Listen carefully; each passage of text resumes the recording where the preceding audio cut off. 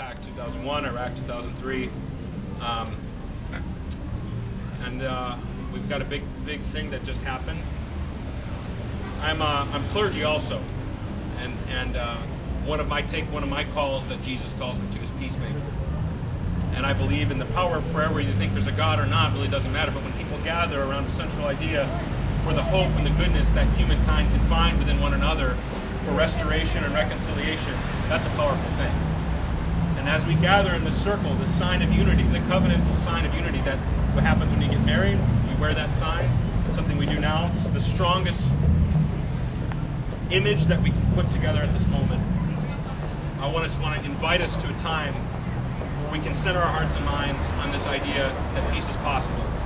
We together make enemies, and we together can find a way to make those enemies friends.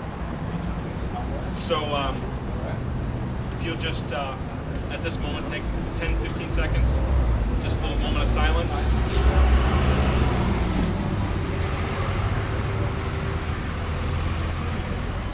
Offer your hearts and your minds to opt to peace. In this moment, we choose to believe that humankind is possible. It is possible for reconciliation. It's possible for peace. We are a prime example of that right now, and we're demonstrating that right here in the streets. And we pray for President Obama. And we pray for our men and women in uniform that are getting sent in this drastic, chaotic craziness. We pray that someday we can find a way to not do this anymore. And we have hope that we can. That's it. I'll take a minute to introduce some people that are here today that help make this possible. Some of you might be wondering why we're carrying candles. One of the things that we're trying to achieve now that we got the bad news that President Obama has made it public, he's going to send 32,000 or 30,000 more troops to Afghanistan. We have our work cut out for us, but we have the American people clearly behind us. But I would like to introduce you to some key people that helped make a really great media event happen at Jeff and my house tonight. And also I want to thank and recognize Bernie, our other Iraq veteran who's here and rode his bike all the way from Orange.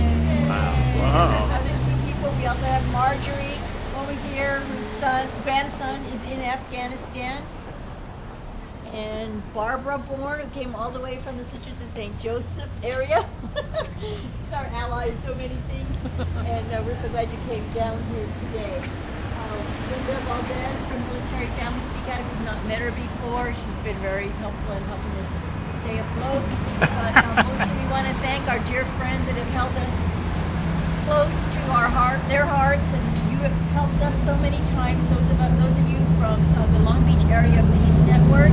We have our great leadership here: Harold Quinlan, Leonard Barrick, Barry. I hate to say you're Leboppin. Where are you? There you go. He's a half-shirted guy. Also, we'd like to recognize Pat, who has been around. Here, Lisa, we've not had a chance to meet her here in Long Beach. Ellen, who has helped our youth learn what their rights are and has done some good work in some counter-recruitment too. Sally from Military Family Speak Out, our good friend and ally, who was also at the event earlier. Marilyn from Move On, and Marshall Rosofsky from the People's Tribune.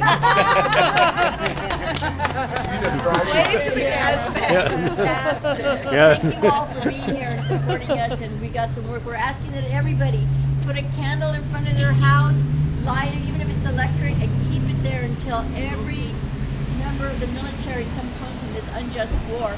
By doing so, you're showing and giving other people the courage to do the same, so that hopefully whole neighborhoods will show in public that they want our troops home now. They've done their job, it's time to bring them home. Yay! Light the candles. Yep. Sorry. Yay. And of course my great husband Jeff Barrett. Whose whole idea was actually to do